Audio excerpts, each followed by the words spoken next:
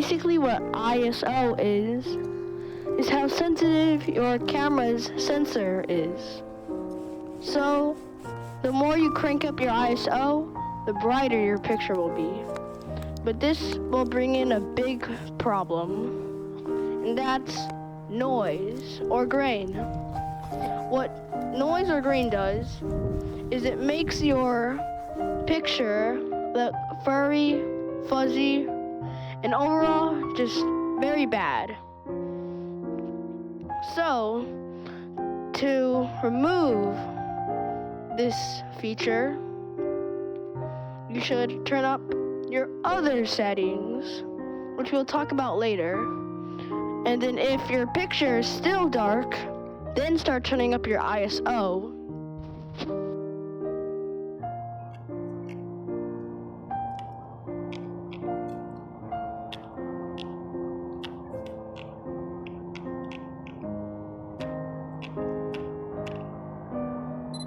Aperture is how wide your iris opens, which is the iris on your camera.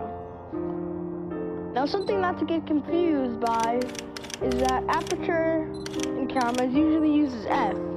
So that means the higher the number of aperture is actually the lower number, and the lower the number is, then that's a higher amount of aperture.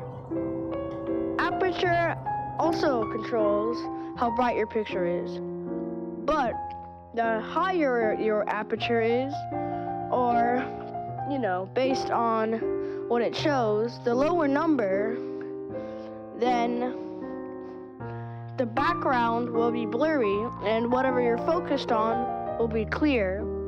But the lower your aperture, then nothing will be blurry and the whole picture or whatever you're taking of will be clear.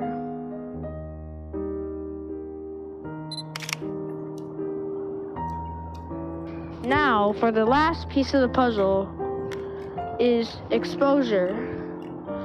Now, I'm going to make this quick and easy. All exposure is how long your shutter is on for. If you're taking a picture and your exposure is super high, but you don't know that, and you just take a picture, it might look like your camera is off. But if you wait a little, then I'll take the picture.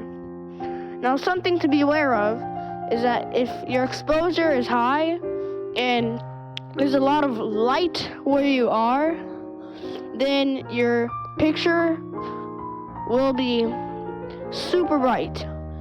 But there's also this thing called bulb, and what bulb is how long you hold the shutter down for is how long the shutter opens, and you can do some pretty cool stuff with it.